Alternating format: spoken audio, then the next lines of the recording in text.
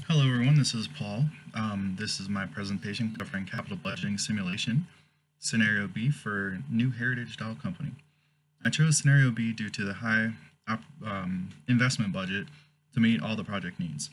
My capital budgeting focus is to expand all three divisions of New Heritage to include production, retail, and licensing. Our production plan is to diversify its product line by appealing to different market demographics and interest. One such project is our Dolls of the World initiative. This is a twofold effort that ties into our retail plan to expand to the northern United States, Europe, and eventually into Asia. Other projects include a mail order catalog to Asia and new distribution facilities on the East Coast. Our licensing division plan will start developing digital projects like video games and online doll communities. It will also broaden its book, music, and film products. If we look over here to revenue, during 2009, it was 245.75. Operation income was 222.60, and then net income was 13.56. During 2014, after investments in normal operation, revenue has improved by 66%. Operation income and net income have improved by about 57%. If we look at our actual financials compared to our forecasted financials, they are about 10% higher for actual compared to forecasted. If we go down here to operation profit by division, we see that licensing is the highest. This is due to low operating cost as opposed to production, which has a high operating cost.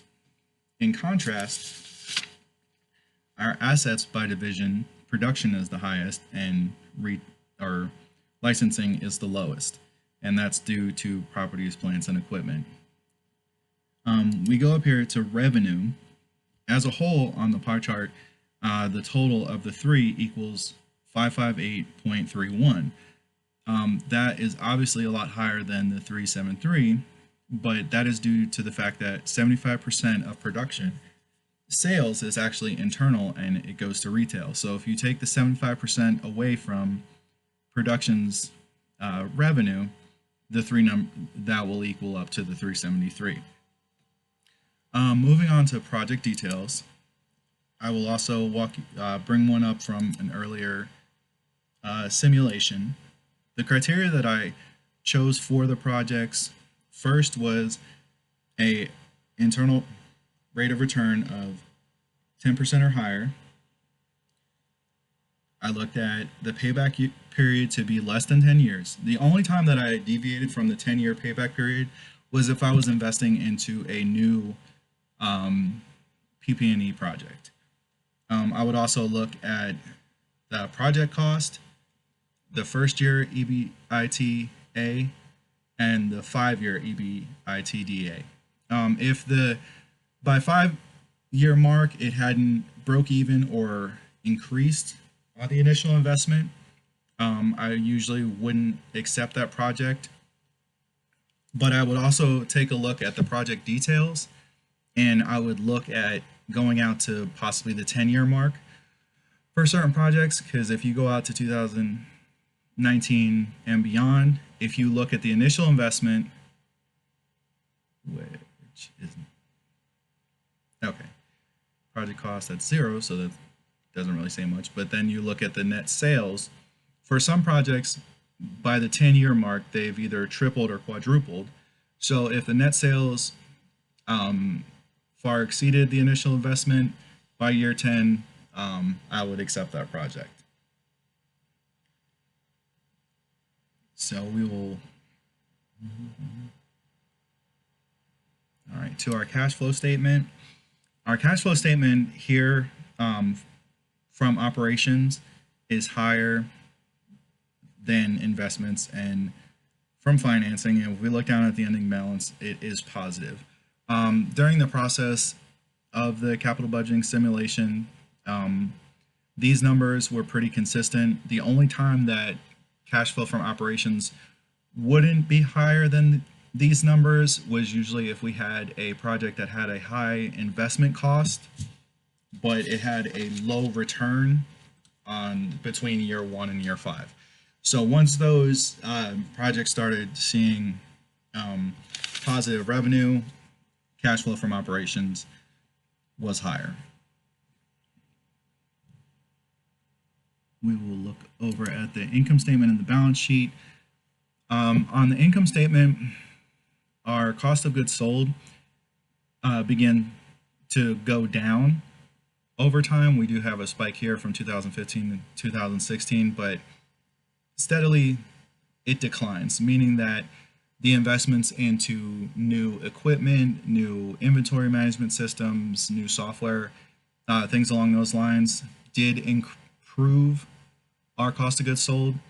However, our increase in SG&A does go up over time, and that's due to expanding and creating more need for managers in other locations. Since we do have new retail stores in Northern America, we do have them in Europe and other facilities like that. So going down, our net income compared to everything else continues to improve. So if we go down to the balance sheet, our assets, our current assets compared to our short-term liabilities, we're able to cover those. If we go down to our PP&E, after depreciation, it is still above our long-term debt, which means that we are maintaining the value of our investment into new stores, new plants, etc. So we're able to cover our short-term and our long-term debts, and our shareholders' equity is the same as long-term debt, but it's still not drastically different.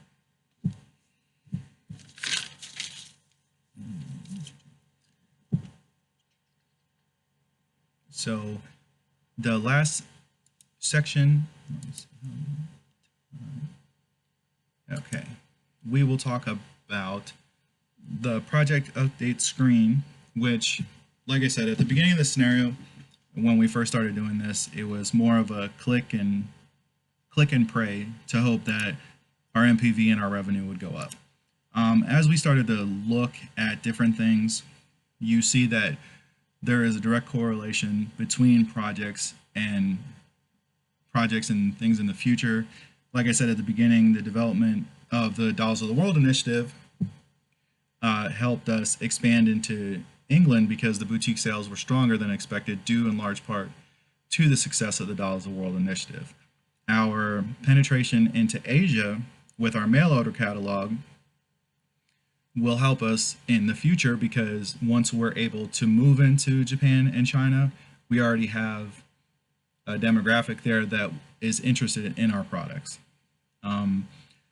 Certain projects that did not necessarily create revenue, such as the East Coast facility, replacement of equipment, software, stuff like that, they did not necessarily create revenue, but they did improve our overall sustainability and savings and operations as a whole. So certain things like that, as a CEO, you can't just look at the bottom line. You do have to look at how you're investing your money to affect different aspects of your operation to improve those things over time, because expenses can become outrageous if you do have broken equipment or bad software or just things that don't manage your time or your personnel well. So this definitely has been an interesting learning experience for me, and it gave me a broader view of how to handle investments with a company other than just looking at revenue and income and things like that. And that is all that I'm going to cover in this video. Thank you so much. I hope you've learned something, and enjoy.